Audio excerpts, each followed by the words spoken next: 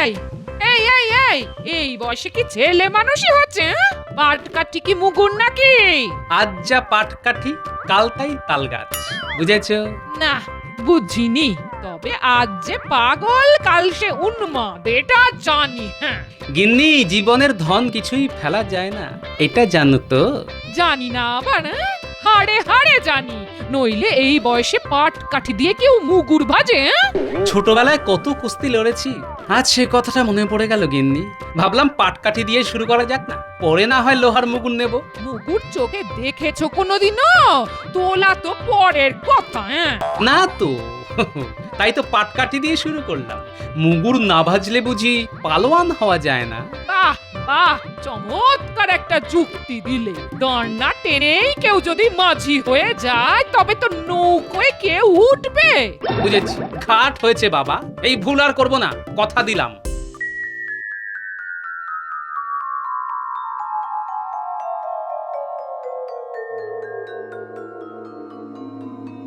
মন্ত্রী, একটা জরুরি কাজে কাউকে কয়েকদিনের মধ্যেই বর্ধমান যেতে হবে। সেখানকার মহারাজকে একটা খুব গোপনীয় পত্র পৌঁছে দিতে হবে। তা মন্ত্রী, বলো তো, এই কাজের দায়িত্ব কাকে দেওয়াটা ঠিক হবে? আমার মনে হয় মহারাজ, মন্ত্রী এই কাজের জন্য সবচাইতে নির্ভরযোগ্য ব্যক্তি, তাকেই এই কাজে পাঠানো হোক। গোপাল, এটাই তোমার দোষ। মহারাজ কাকে পাঠাবেন তা ঠিক করবে হয় তিনি, না হয় আমি। তুমি মাঝখান থেকে ফোন কাটছো কেন? মন্ত্রী, ভুলে যেও না, এটা প্রকাশ্য রাজসভা। গোপাল তার বক্তব্য পেশ করেছে মাত্র। মহারাজ, বর্ধমানে যাওয়াটা তো এবার কোনো দামি জিনিস বা সোনাদানা নিয়ে যাওয়া নয়, গোপনীয় চিঠি। তাই এই নিরীহ কাজের উপযুক্ত লোক মন্ত্রী নিজেই। এই কাজের জন্য যাতে আপনি মন্ত্রীকে নির্বাচন করেন, আমি সেই কথাটাই মহারাজকে বলেছি। এবার মন্ত্রী বলুক, আমি কি খুব খারাপ কথা বলেছি মহারাজ? শুধু খারাপ কথাই নয়, অত্যন্ত কুরুচির পরিচয় দিয়েছ গোপাল। সোনাদানা যদি যেতই, তবে কি সেটা নিয়ে যাওয়ার জন্য আমি উপযুক্ত নই? গোপাল কি বোঝাতে চেয়েছে সেটা বোঝার মতো বুদ্ধি আমার আছে। এই দেখুন, একটা সহজ কথা কিভাবে মন্ত্রী একেবারে উল্টো দিকে ঘুরিয়ে দিল। আমি বলতে চেয়েছিলাম, সোনাদানা নিয়ে গেলে রাস্তায় চোর ডাকাতের ভয় থাকে, এমনকি প্রাণের মায়াও মাঝে মাঝে ত্যাগ করতে হয়। কিন্তু একটা চিঠি নিয়ে গেলে তার কি কোনো মূল্য ডাকাতদের কাছে আছে মহারাজ? কিন্তু এই সাধারণ কথাটাই মন্ত্রী তার অসাধারণ বাগ্মিতায় ঠিক উল্টো পথে চালিত করলো। মহারাজ, এই ব্যাপারে আমার আর কিচ্ছু বলার নেই, এই আমি চুপ করলাম। আপনি যে সিদ্ধান্তই নেবেন আমি মাথা পেতে নেব মহারাজ। তাহলে আমিই বলি, কে যাবে? গোপাল ঠিক কথাই বলেছে, এটি রাজকার্যের মধ্যেই পড়ে। তাই মন্ত্রীকেই আমি নির্বাচিত করছি এই কাজের জন্য। কি মন্ত্রী, রাজি তো? আমি আর কি বলবো মহারাজ, গোপালই তো আমার হয়ে সব বলে দিয়েছে। সহজ করে কথা বলেন না কেন? আপনি যাবেন কি যাবেন না সেটা মহারাজকে স্পষ্ট করে বলে দিন না। আগে গোপাল যখন চাইছে তখন আমিই যাব। মহারাজ, আপনিও সেটাই চাইছেন, তাই আমার কাজ আমাকে বুঝিয়ে দিন, আমি যাওয়ার জন্য প্রস্তুত। উত্তম উত্তম, তাহলে যাওয়ার জন্য তৈরি হও, এবং সেটা যত তাড়াতাড়ি সম্ভব।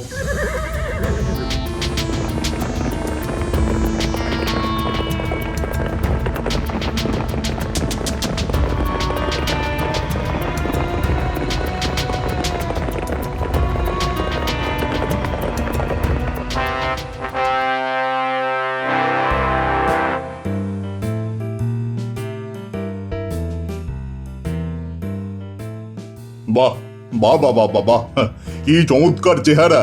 তোমরা সবাই দেখো, হ্যাঁ দেখো, এই না হলে পালোয়ান। খুব খুশি হলাম তোমার খেলা দেখে, খুব খুশি। মহারাজকে খুশি করতে পেরে আমার জীবন ধন্য হয়ে গেল। তা তুমি তো কুস্তি করো? আগে হ্যাঁ মহারাজ, 10 রাজ্য ঘুরে অনেক পালোয়ানের সঙ্গে কুস্তি করেছি, কিন্তু আমার কাছে কেউ দাঁড়াতেই পারেনি, সবাইকে কাত করেছি। এখন খুঁজে দেখছি আর কেউ বাকি আছে কিনা। মহারাজের জয় হোক। আমাদের মহারাজ আপনাকে এই গোপনীয় পত্র দিয়েছেন, সেটা দিতেই আমার এখানে আগমন। আপনি উত্তর দিলেই আমি আবার ফিরে যাব। দাও, পত্রটা দাও। ততক্ষণে তুমি এই পালোয়ানের শরীরটা দেখো। হ্যাঁ হ্যাঁ, যেন মন্দিরের দেওয়ালে আঁকা মূর্তি। পালোয়ান, ইনি কৃষ্ণনগরের মন্ত্রী। ওনাকে খেলা দেখাও, দেখাও দেখাও। বাহ বাহ, কি সুন্দর তোমার শরীর।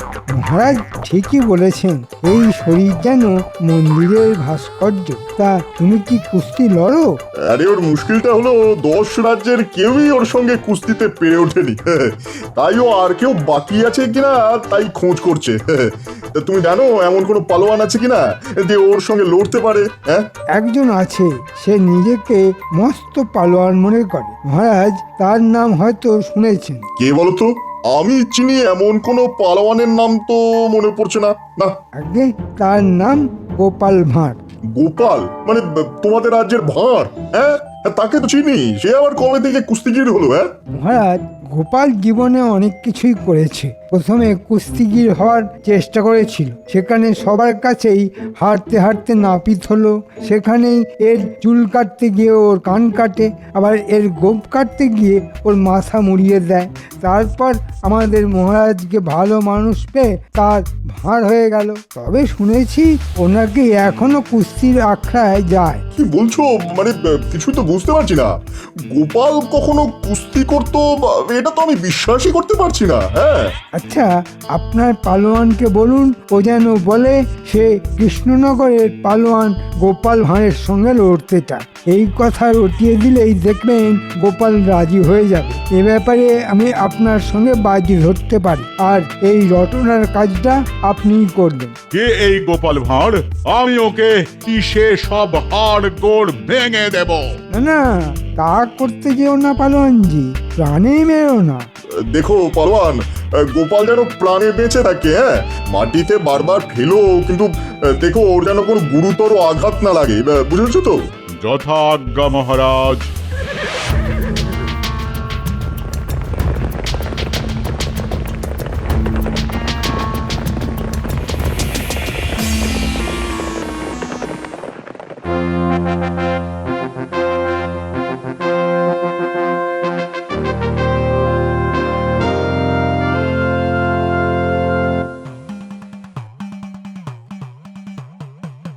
মন্ত্রী, এই কাকে নিয়ে এসেছো? এরকম চেহারা তো সচরাচর দেখা যায় না। এ কি পালোয়ান? কুস্তি করে? আগে হ্যাঁ মহারাজ, এর শরীরের পেশি দেখলে মন ভালো হয়ে যাবে, দেখবেন নাকি? নিশ্চয়ই মন্ত্রী, দেখবো। পালোয়ান, দেখাও তো তোমার এই সুগঠিত পেশির খেলা। এই দেখুন আমার শরীর কেমন কথা বলে। বাহ বাহ বাহ বাহ, এ কি শরীর নাকি পাহাড়! আহাহাহা, সবার শরীর যদি এমনটা হতো। মহারাজ, আপনি প্রীত হয়েছেন শুনে আমি ধন্য হয়ে গেলাম। তা তোমার এখানে আগমনের কারণ? মহারাজ, 10 রাজ্য ঘুরে এমন কোন পালোয়ান পেলাম না যে আমার সঙ্গে কুস্তিতে জয়লাভ করেছে, তাই এখানে এলাম। এখানে কেন? মানে সেরকম পালোয়ান এখানে আছে বলে তো শুনিনি যে তোমার মতো ভীমের সঙ্গে লড়াই করতে চায়। মহারাজ, শুনেছি আপনার সভায় গোপাল ভাঁড় বলে একজন পালোয়ান আছে। আমি তার সঙ্গে লড়তে এসেছি। তাকে হারাতে পারলে কোনো রাজ্যেই আমার আর কোনো প্রতিদ্বন্দ্বী থাকবে না। হ্যাঁ, কি কি কি বললে তুমি? গোপাল ভাঁড় সে লড়বে তোমার সঙ্গে কুস্তি? এই বুদ্ধি তোমাকে কে দিয়েছে? নিশ্চয়ই আমার মন্ত্রী। মহারাজ, এমন কাজ আমি করতে পারি? গোপাল আমার কতদিনের সহকর্মী, তার কোনো ক্ষতি হোক সেটা আমি চাইবো? এটা হতে পারে? পালোয়ান, কে তোমাকে গোপালের নাম বলেছে? সে যে পালোয়ান সেটাই বা তোমাকে কে বলল? বর্ধমানে সবাই মহারাজ, ওরা বলল গোপাল মস্ত পালোয়ান। ওকে যদি তুমি পরাজিত করতে পারো তবেই বুঝবো তুমি সর্বশ্রেষ্ঠ কুস্তিগীর। মহারাজ, এই কথাটা পালোয়ানজি ভুল কিছু বলেনি। আজ পর্যন্ত আমাকে কেউ হারাতে পারেনি।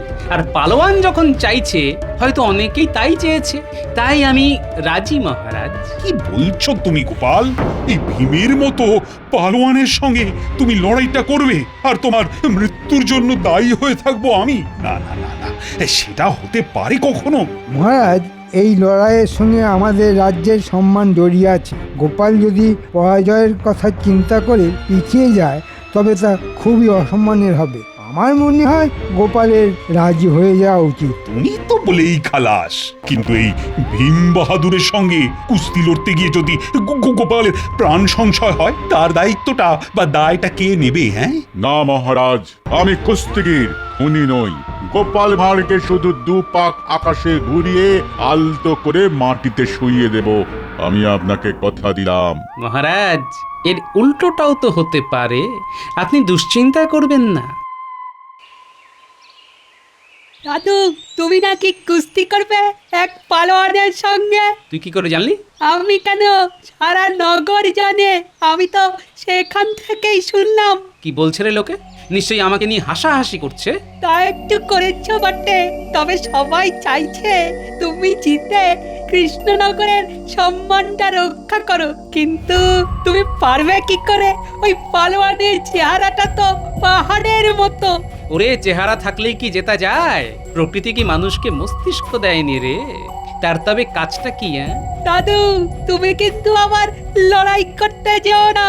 পালোয়ানকে কিন্তু সামনাসামনি পটকানো খুব সহজ হবে না। তা জানি, কিন্তু বুদ্ধিং যস্য বলং তস্য।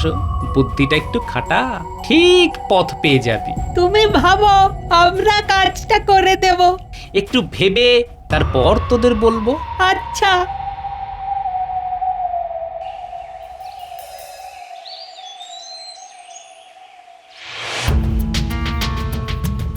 এবার গোপালকে কে বাঁচায় দেখি।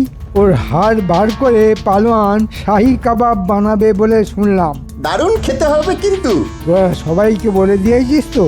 বলবি যে গোপালই এই কুস্তিগিরকে লড়াই করতে আমন্ত্রণ করেছিল। এই কুস্তিগির 10 রাজ্যের যত পালোয়ান আছে তাদের পরাজিত করে এখানে এসেছে গোপালের সঙ্গে লড়বে বলে। সে কথা জানতে আর কারো বাকি নেই, সবাই জানে। লোকে তো বলা বলি করছে এবার গোপালের পঙ্গু হওয়ার দিন এসে গেছে। এ কথাও বলছে যে গোপাল নাকি বাকি জীবনটা বিছানাতেই কাটিয়ে দেবে। ভালোই হবে, ওর বুদ্ধি আর মহারাজের কোনো কাজে লাগবে না। বেটা লজ্জায় আর কথাই বলতে পারবে না, বোবা হয়ে যাবে। আর মহারাজকে বুদ্ধি দিয়ে আমি বড়লোক হয়ে যাব।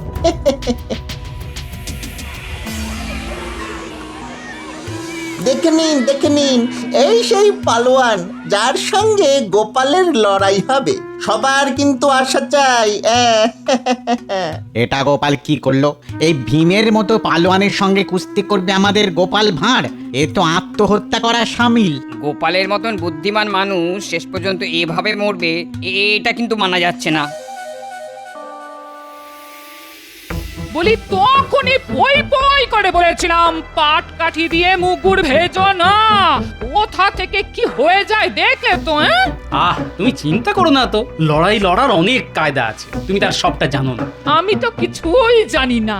যখন হাত পা ভেঙে বিছানায় পড়ে থাকবে তখন তো সেবা আমাকেই করতে হবে। কেউ এসে কি কোনো খোঁজ নেবে? কেউ এসে কি কিছু করে দিয়ে যাবে? আমি কারো সেবা নেই না গিন্নি, বরং অন্যের সেবা করি। সে যাকে, এখন যা বলি সেটা ভালো করে শোনো। এই তোরাও শোন। আমি তো জানি রাখে গোপাল, মারে কে। এমন একটা বুদ্ধি বার করবে যে ওই বেটা পালোয়ান পালাতে বাধ্য হবে। আগে কথাটা তো শোনো। গিন্নি, তোমার ভাঁড়ারে যত গুড় আছে তা পুঁটির বাবার হাতে দিয়ে দাও। কুস্তিতে গুড় কেন লাগবে? ঠিক বুঝলাম না তো। আগে কথাটা শোনোই না, তারপর যা বলার বলবে। আগে দুঃখিত। হ্যাঁ, যা বলছিলাম। গিন্নি শোনো, তোমার হাতে যত গুড় আছে তা নিয়ে জামাই যাবে লড়াইয়ের মাঠে। যেখানে কুস্তির দাগ কাটা আছে সেখানকার মাটিতে গোল করে গুড় ছড়িয়ে রাখবে, মাটির সঙ্গে মিশিয়ে। কেউ যেন তা আগে থেকে বুঝতে না পারে। আর গুলটে, তোকে একটা কাজ করতে হবে, পারবি তো? দাদু, কোন কাজটা আমরা পারিনি? তুমি যেভাবে বলবে সেভাবেই করব। বেশ, তবে একটা কাজ কর, পিঁপড়ে ভর্তি কিছু মাটি নিয়ে আসতে পারবি? বেশ অনেকটা। মাঠের গুড় পেলে যেন তাড়াতাড়ি তারা গুড়ের মধ্যে ঢুকে যায়। কিরে, পারবি তো? পিঁপড়া ভর্তি মাটি তো আমাদের বাগানেই আছে। মাটিটা ঝুড়ো, একটা ঠোঙায় করে নিয়ে যেতে হবে। তুই ওই মাটিতে বেশ কিছুটা গুড় ছড়িয়ে আয়। কাল সকালের আগেই ওই মাটি আমাকে ঠোঙায় করে দিয়ে দিস, কেমন? বুঝেছি। আমি কাল কেউ ঘুম থেকে ওঠার আগেই পিঁপড়া ভর্তি মাটি তোমাকে দিয়ে যাব। সাবাস ছেলে। কাজটা কিন্তু ভালো হলো না মহারাজ। এটা মন্ত্রী চালাকি বলেই মনে হচ্ছে। আমি তা জানি রানী। গোপালকে পঙ্গু করে দেওয়ার জন্যই ও ওই পালোয়ানকে এখানে ডেকে এনেছে। কিন্তু গোপাল যে কেন রাজি হতে গেল? ও তো না করলেই হয়ে যেত। মহারাজ, গোপাল নিশ্চয়ই কোনো উপায় বার করে রেখেছে। ওহ, তোমার কথাই যেন সত্যি হয় রানী, আমাদের গোপালের যেন কোনো ক্ষতি না হয়।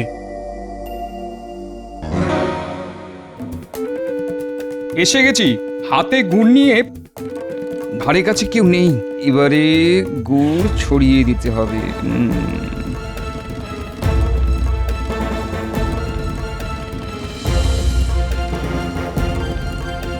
ওই তো গাছটা, ওর মাটিতেই পিঁপড়ের বাসা ভর্তি। এবার আরো গুড় ছিটিয়ে দিলাম, কত খাবি খা। কাল সকালে কিন্তু কাজের কাজটা করতে হবে। কিরে, বুঝলি রে লক্ষ্মী পিঁপড়ের দল? যাক, কুস্তির জায়গাটা একেবারে গুড়ে মাখামাখি করে দিয়েছি। কাল এমনিতেই এমন পিঁপড়ে আসবে যে পালোয়ানের পালানো ছাড়ার কোনো পথ থাকবে না।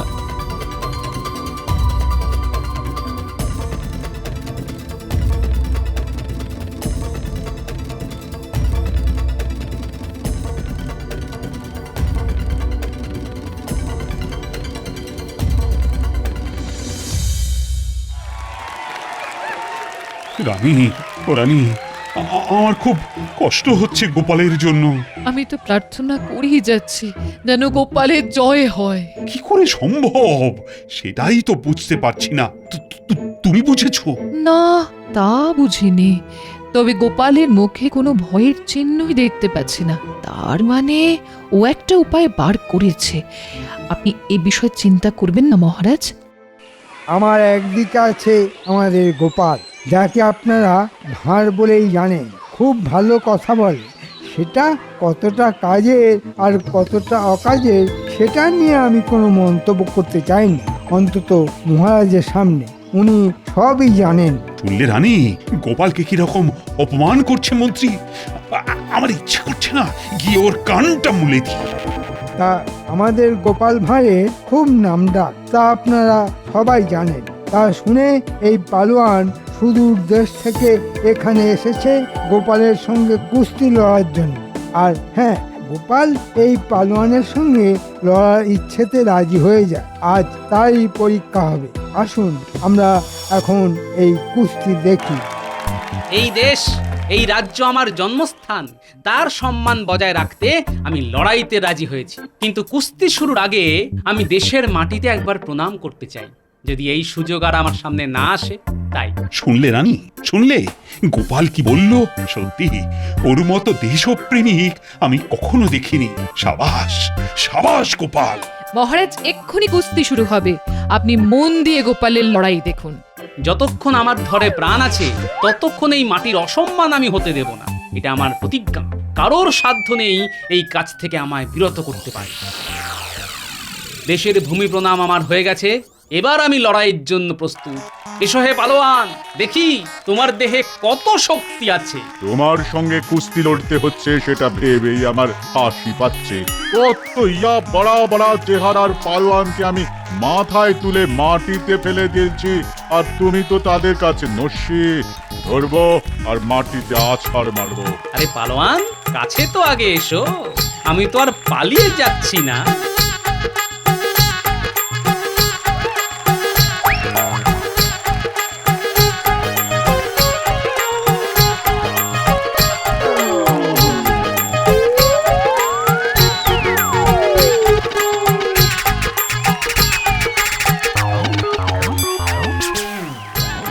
মরে গেলাম, মরে গেলাম, বাপরে বাপরে, এত পিঁপড়ে করতে গেল। মরে গেলাম, মরে গেলাম, মরে গেলাম। গোপাল, গোপাল, গোপাল। না না, আমি আর পারছি না, আমি আর পারছি না। পালাই পালাই পালাই, আমি লড়বো না, আমি পালাবো, আমি পালাবো। আরে আরে, পালোয়ান পালাচ্ছে, এও কি সম্ভব রানী? সব সম্ভব। গোপালের পক্ষে কোনো কিছুই অসাধ্য নয় মহারাজ। আমার সঙ্গে লড়াই করতে গিয়ে ভয় পেয়ে পালোয়ান মাঠ ছেড়েই পালালো। মহারাজ, তাহলে এই লড়াইতে কে জিতলো? কে আবার? তুমি জিতেছো। আর শুধু তাই নয়, তুমি কৃষ্ণনগরের সম্মান রেখেছো। জয় জয় গোপালের জয়, জয় গোপালের জয়। আরে ও পালোয়ান, কি আশ্চর্য, তুমি তুমি মাঠ ছেড়ে পালালে কেন? এখন আমি মুখ দেখাবো কেমন করে? মাথা খারাপ, পিঁপড়ের সঙ্গে লড়বো কেমন করে? আরে আমি তো সেটাই বলছি, গোপাল তোমার সামনেই একটা পিঁপড়ের মতো, আর ওর ভয়ে তুমি মাঠ থেকে পালিয়ে এলে, এই তোমার সাহস? ছি ছি ছি। ওসব বড় বড় কথা আমাকে বলে লাভ নেই। পিঁপড়ের কামড় আমি খেতে পারবো না। তুমি একটা হতচ্ছাড়া, আমাকে পিঁপড়ের কামড় খাওয়ালে। তুমি আমার বুকে এসো গোপাল। এই অসম্ভব ব্যাপারটা কি করে ঘটালে তা আমি কিন্তু এখনো বুঝতে পারিনি। আমি পেরেছি, আর এই জন্যেই গোপালকে রক্ষা কারো পক্ষে সম্ভব নয়।